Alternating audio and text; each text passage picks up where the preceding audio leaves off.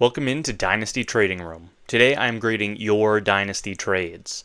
If you'd like your trades to be in future iterations of this video, go ahead and click the Fantasy Trading Room link above and join our community. We have an active Discord with various fantasy analysts to answer your questions, your trade proposals on the spot, as well as the chance to get your trades included in future videos like this. Let's get right into it with our first trade.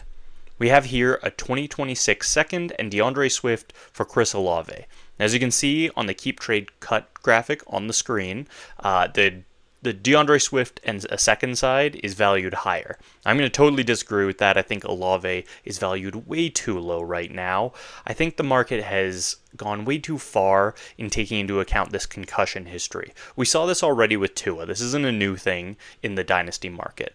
Tua was the QB 16 when he went down with a concussion the other year. Dropped all the way down to QB 28 after that concussion. A crazy drop. People talked about retirement and his career is over. Obviously, that wasn't the case, and that's not the case for Olave either. Tua ended up rebounding all the way up to QB 20 when he got back on the field. Now, Olave was wide receiver 17 before his injury. Dropped down to wide receiver 26 after the injury, kind of similar drop to Tua. Now, the difference is he didn't really have any incentive to come back. The Saints were terrible. This injury happened later in the season. They held him out the rest of the year. So we've had an entire offseason. We've had 9-10 months to just dwell on this Olave injury, and it's the last thing in a lot of dynasty managers' minds. Even though he dropped all the way down to wide receiver 26 after the injury, he's just continued to fall. He's down to wide receiver 33 right now. I think that value change is just it's way too drastic. Now, I don't think he's going to be back up to wide receiver 17 as soon as he gets on the field, but I do think his value is going to increase substantially, even past that wide receiver 26 mark, as soon as he gets back on the field and shows everyone what he can do. Yes, poor QB play is playing into Olave's value here at wide receiver 33, but that's not the case for other wide receivers with similar skill and also a bad quarterback situation. Think of Garrett Wilson, a very comparable player. He's at wide receiver 13 to 15, and he has just as bad, almost as bad of a QB situation over with Justin Fields. So you take a look at the roster on this team, and I start to understand this trade a little bit more. Wide receiver value is quite good. You have Malik Neighbors, Brian Thomas Jr., Nico Collins, Jameson Williams. There's a lot of good players on this team at the wide receiver position. You look at the running backs, and your top running back in value is Braylon Allen, followed by Najee Harris and Jerome Ford. There is no running back value on this team. Despite that, this looks like it could be a contender. You also have the 2025 104 here. Rookie draft hasn't happened in this league yet. They're going with a late rookie draft, but you can add some real performers with that 104 pick. The 204 as well could be a bit of a producer this season. Decent on the tight end front, Kincaid, Chig, nothing special but okay. And at quarterback you have Josh Allen. That's going to make a huge difference in any fantasy lineup. So I understand the idea. Go out, send a wide receiver, you have enough depth, and go grab some running back talent. I just don't agree with who you're doing it with. DeAndre Swift is not someone to target. He likely doesn't have this job after this year, and there's a chance he loses the job in this season. Kyle Monangai looked really good in preseason snaps. Roschon Johnson gets last year got a lot of goal line work. The Bears have been rumored to be in trade talks for other running backs. They were in the Brian Robinson talks. Obviously, that didn't solidify, but there could be other running backs that become available throughout the season. Think of like Breece Hall or one of the Jaguars running backs, probably Travis Etienne. If the Bears go out and add someone, then Swift's values destroy it a year early. Now, what I would do in this case is look for a team that has a lot of running back talent, not a lot of wide receiver talent, or a team with some older running back talent, but that's looking to head into a rebuild. There's a perfect case in this league. Team has Derrick Henry, they have Jalen Warren, and they have David Montgomery. It looks like more of a rebuilding team, and they don't have a whole lot of value at wide receiver. That's the kind of team that I would go and check out what the price is on Derrick Henry. it's a perfect 1-for-1 for DeAndre Swift in my mind. I think Derrick Henry's probably a starter longer than DeAndre Swift is in the league, despite being much older. You can also go, and in a build like this, you have no running back value. There's no depth there. Maybe grabbing David Montgomery and Jaylen Warren together for a wide receiver would be a great way to build out that running back room, and then add at the 104 a Trevion Henderson or a Marion Hampton if he falls to be your running back one. Now, Chris Olave probably isn't going to do it at his current value for that, and I think that's a good thing. We don't want to trade Chris Olave at his lowest value.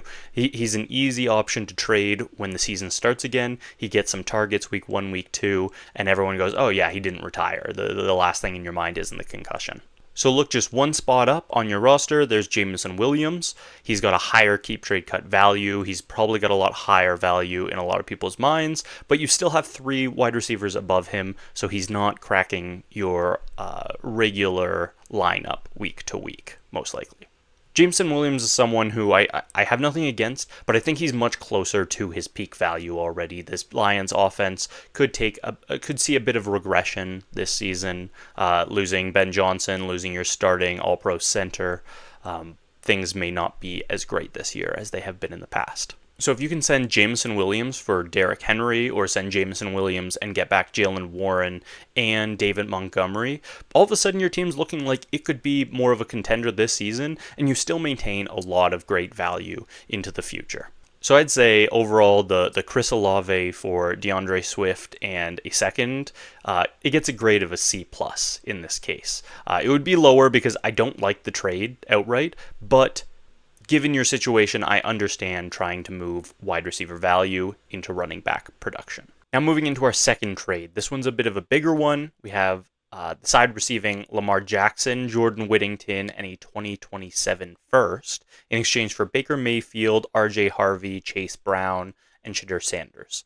Now this is one that I just like that Lamar Jackson side straight up without looking at the roster. I don't think there's many scenarios where I'm going to take the other side. I really like Chase Brown and RJ Harvey. They're 2 running backs that I will be targeting on a lot of my teams. But in this case, the value just isn't there.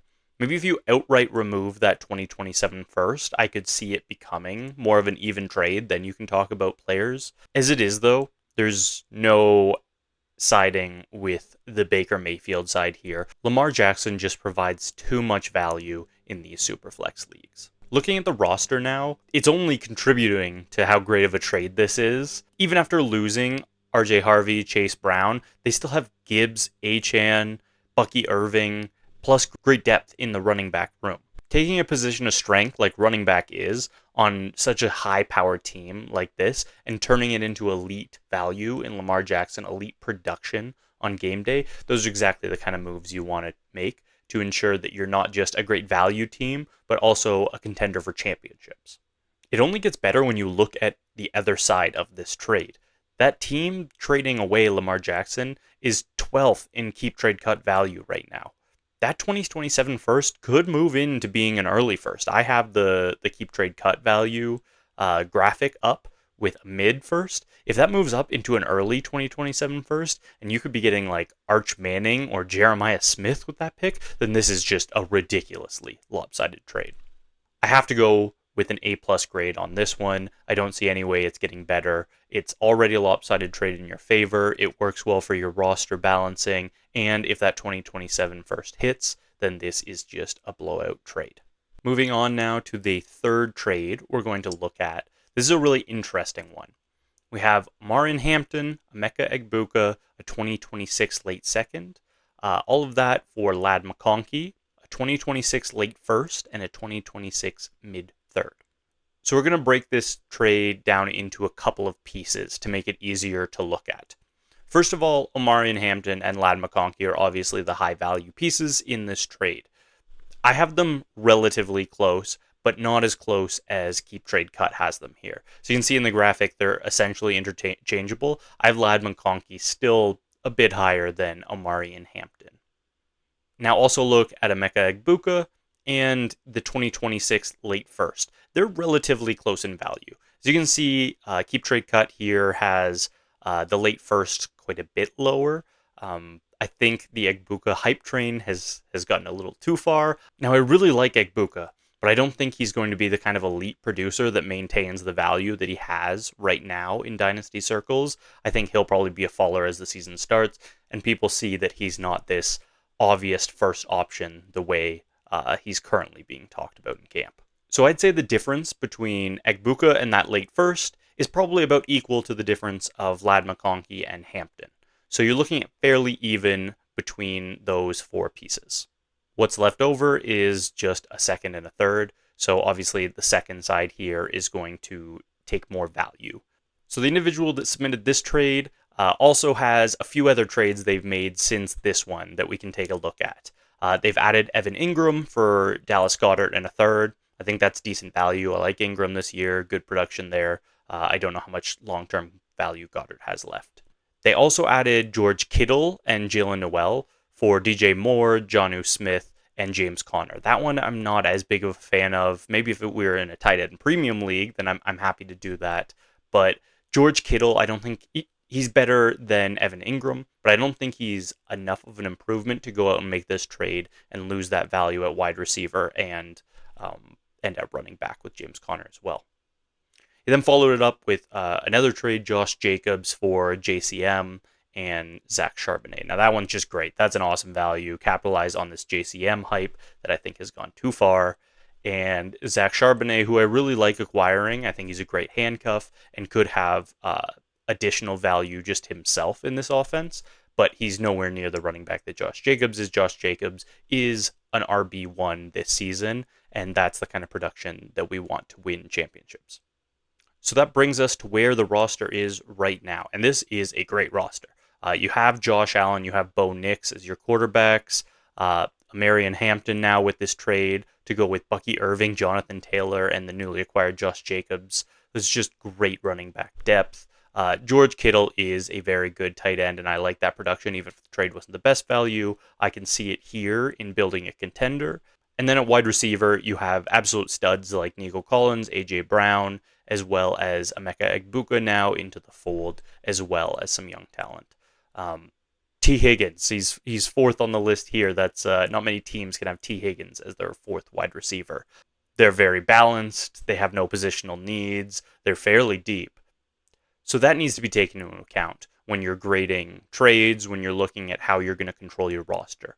I should mention here that this is a 12-team Start 10 league. This is a fairly deep league, and that kind of roster in this deep of a league, normally you'd think of as this is the team. This is the obvious top team.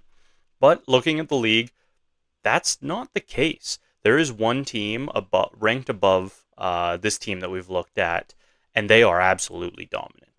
Their quarterbacks are Joe Burrow and Jalen Hurts, along with Caleb as a QB3. Their running backs Bijan, Achane, and Brees. At wide receiver, they have Jamar Chase, Justin Jefferson, Amon-Ra, and then at tight end, they have Trey McBride.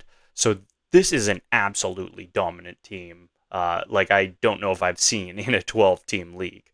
My advice in these situations is put yourself in a situation where you can make the playoffs, and this team is built just like that. Because winning any week of the playoffs has a lot to do with luck, frankly. This other team could have Joe Burrow go down for a week, miss time. They could have a couple bad weeks from their star players, Jefferson, Chase.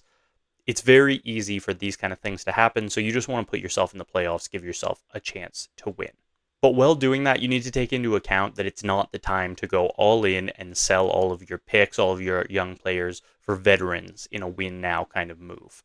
I think this team has struck that balance very well.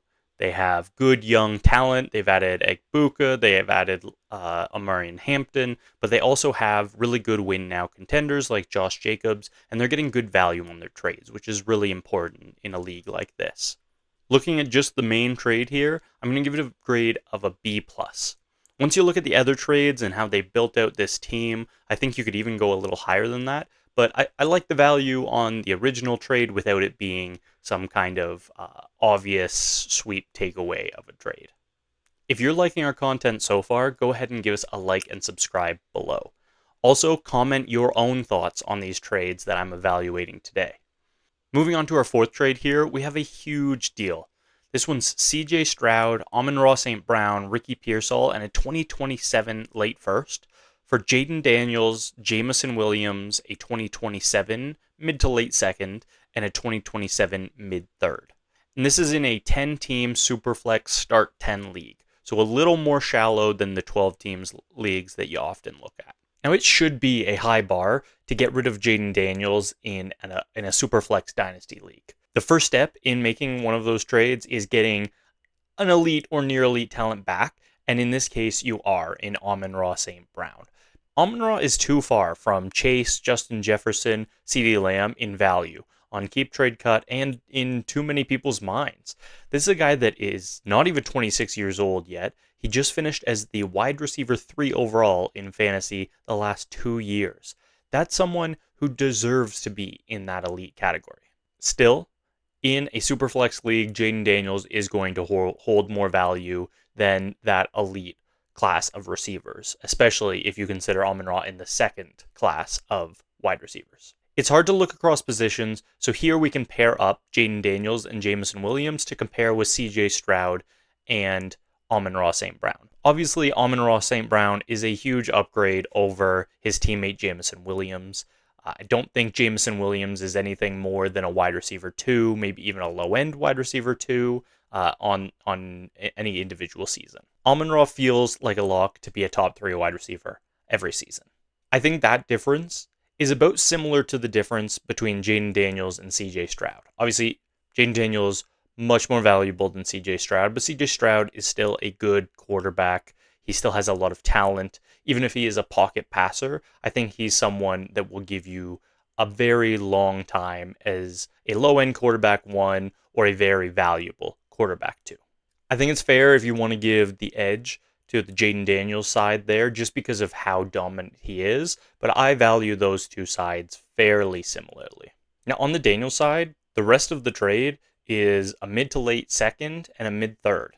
That is way less value than what I'm assigning to Ricky Pearsall. Ricky Pearsall, I think, is still worth a future late first. Add in the 2027 first rounder that the Amon-Ra side gets, and I think that's more than enough value to push this trade in favor of that side. This team is actually in a very similar situation to the last one we looked at. Really good team, well put together, has a lot of great players, a lot of great talent, but there is one dominant team ahead of them in the league. Difference with this team, though, is they don't have to contend right now. This is a very young team. You look at quarterback, in addition to CJ Stroud, who they're receiving, JJ McCarthy and Jackson Dart are on the roster. 2 young quarterbacks that I think could be big risers in value by the end of this season. At running back, Devon Achane, Chase Brown, RJ Harvey. These are young players, young ascending players. Even at receiver, Jamar Chase, bringing in Amon-Ra, who isn't even 26 years old yet, Travis Hunter, Xavier Worthy, Jordan Addison, a lot of young talent that will be ready to compete in a couple years. That's not to say this team can't contend now. Some overperformances, maybe some underperformances by that top team in the league, and this is a squad that could win a championship, but they don't have to in order to pay off. Now, one thing that's going to hold me back on this trade is that Daniels is being sent to the top team in the league, that dominant squad. This is already your top competition in the league, really the only one that you feel threatened by for a championship, and now you're giving him Jaden Daniels to bolster that squad. I'm going to go ahead and give this a grade of a straight B. I like the value of the trade. I think you're getting back good players in return for an elite talent. I think you're getting very good value, but giving that trade, giving that elite superstar talent in Jaden Daniels to the top team in the league is going to make a bigger barrier to you winning a championship over the next couple of years. Moving on to trade number 5 here, we have another 10-team Superflex league, but this time only start 8. That's a very shallow league, and that does come into consideration in these kind of discussions. So we have Breece Hall and JJ McCarthy for CeeDee Lamb. Now, I may be the largest JJ McCarthy fan this season. I think he is way undervalued. I think that he's going to skyrocket upwards. He could be in that like Caleb Williams area, maybe Brock Purdy, if not that high. I'm a big believer in KOC and Justin Jefferson being the kind of environment that can make any quarterback succeed, and I was a fan of J.J. McCarthy's tape at Michigan. Breece Hall is a little harder to get a pulse on. I'm a fan of the talent, but last year was undeniably not a good season for him, and the coach speak out of camp so far is not encouraging that he will be a central part of this offense. Now, CeeDee Lamb is by far the best talent in this trade. And when you're looking at such a shallow league, start 8 in a 10-team league, those stud players are more important than ever. And CeeDee Lamb is just that. He's a top 3 wide receiver in the league, and I think he has a chance to flip with Jamar Chase after this season, with how the Cowboys project to throw the ball, with that lack of running back talent in their room, and Dak back and healthy.